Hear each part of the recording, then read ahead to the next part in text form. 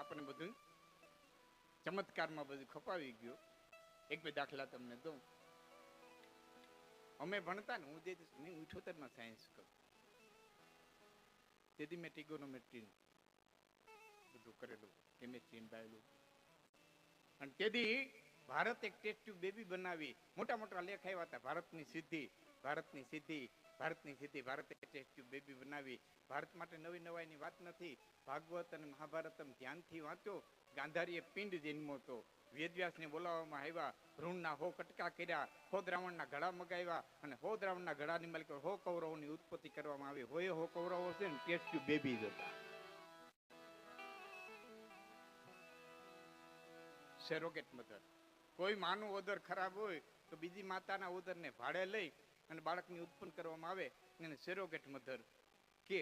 ભાગવત ધ્યાનથી વાંચો. દેવકીજીના હાથમાં ગર્ભને રોહિણીજી લઈ ગયા હતા, ગોકુળની માલિકો જઈને બળભદ્રનો જન્મ દીધો. અટાણે છોકરી મટીને છોકરો થાય, છોકરો મટીને છોકરી થાય. લાખો રૂપિયાના ખર્ચે જાતિ પરિવર્તન કરે. મહાભારત ધ્યાનથી વાંચો. શિખંડની દીકરી જન્મો તો જાતિ પરિવર્તન કરી અને પુરુષ થયો.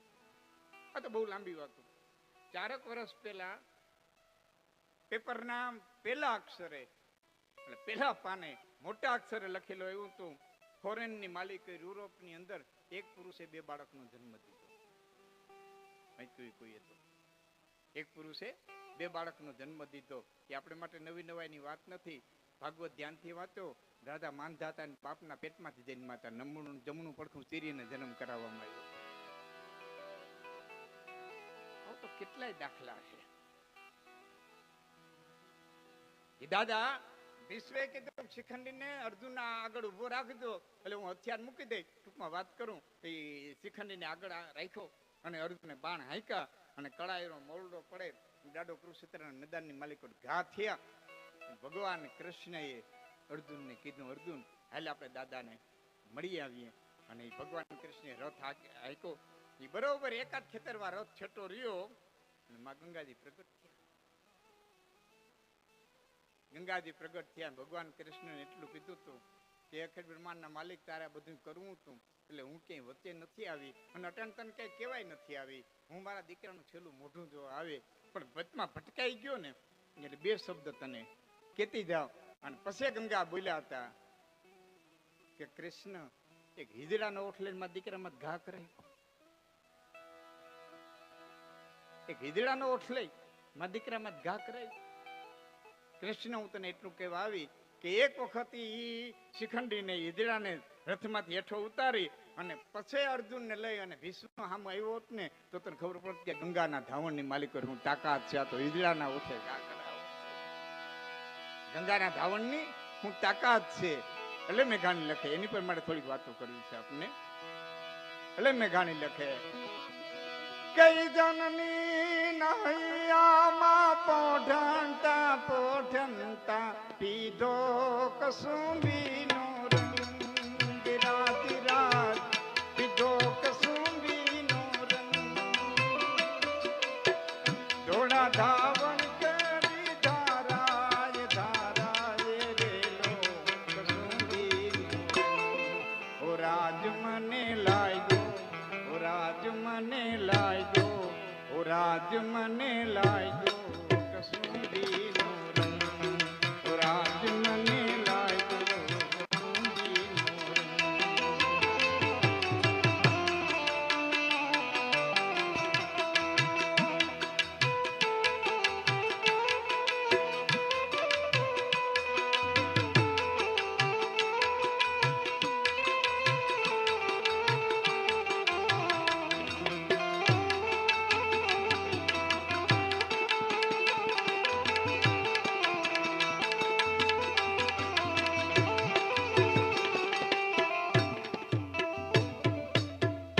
જનનીના હૈયામાં આ માં હસ્તિનાપુરના રાજમહેલની માલિકો તટાક તટાક તટાક તટાક ચાખડીઓ વાગી.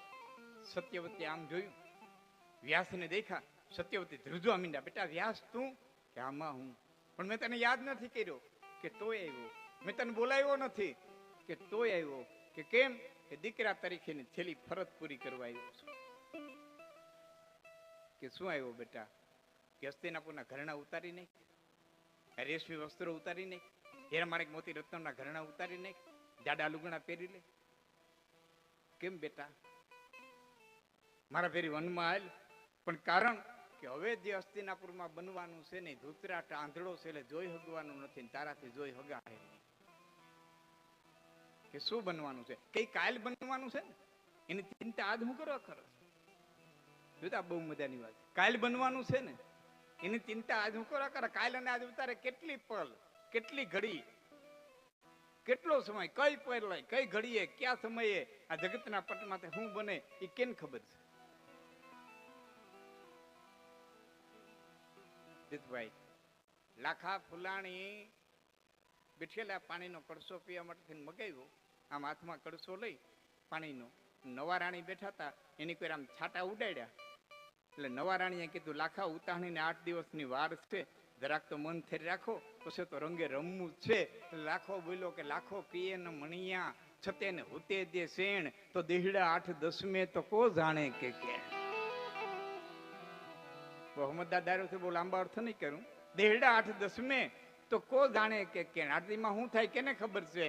લાખાના જૂના રાણી બેઠા હતા ઉમાદેવી, એ બોલ્યા કે દેહડા 8-10 તો ફુલાણી બહુ ફેર.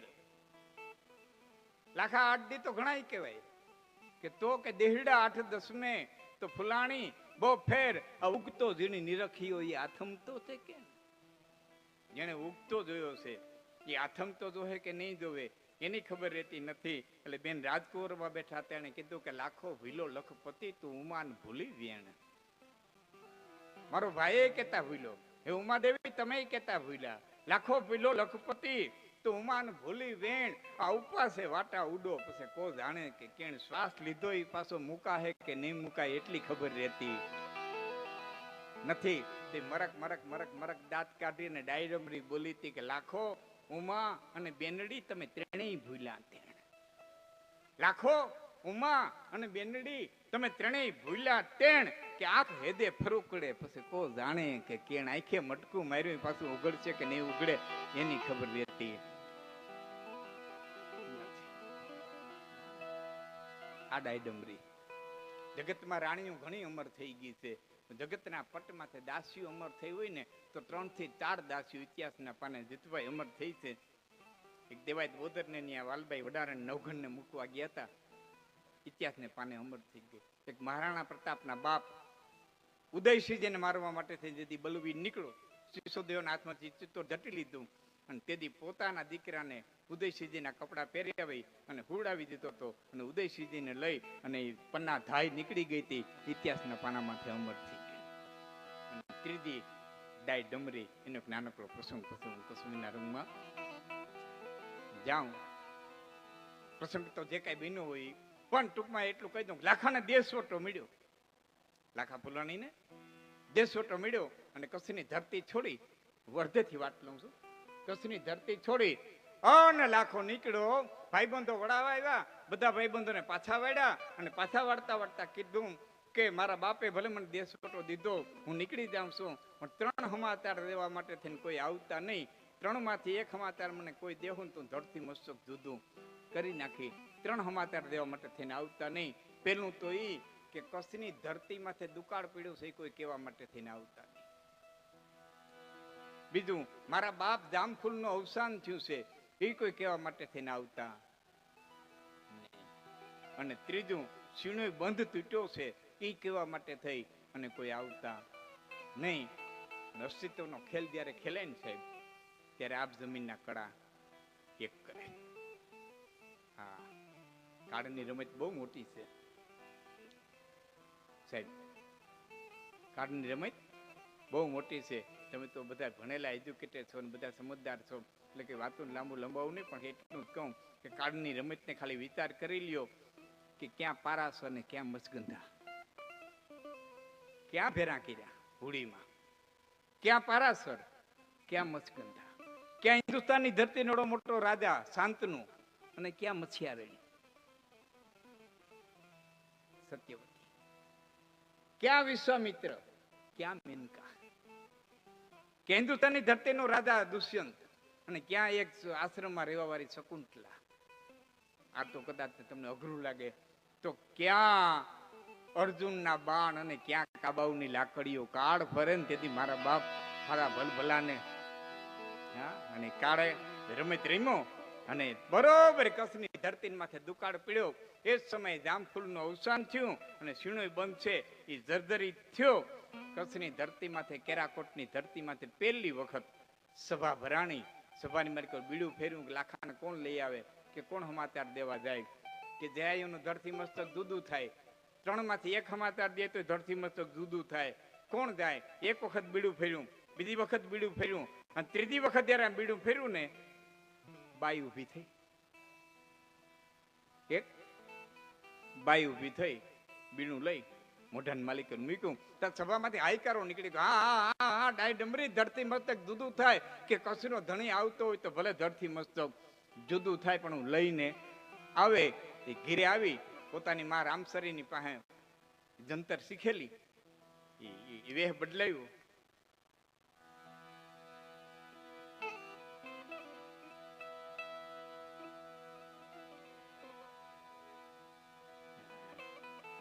વેહ બદલાયું. સાધ્વી થઈ, ભગવાન લુગડા પહેર્યા, રુદ્રાક્ષની માળાઓ નાખી, જંતર લીધું. હવે લાખો ક્યાં છે તો કોઈને ખબર નથી. ગામડે ગામડે બેત વગાડતી, ગામડે ગામડે જંતર વગાડતી, દુઆ ગાતી, ફરતી ફરતી ફરતી ફરતી ઠેઠ અણહિરપુર પાટણ ગઈ.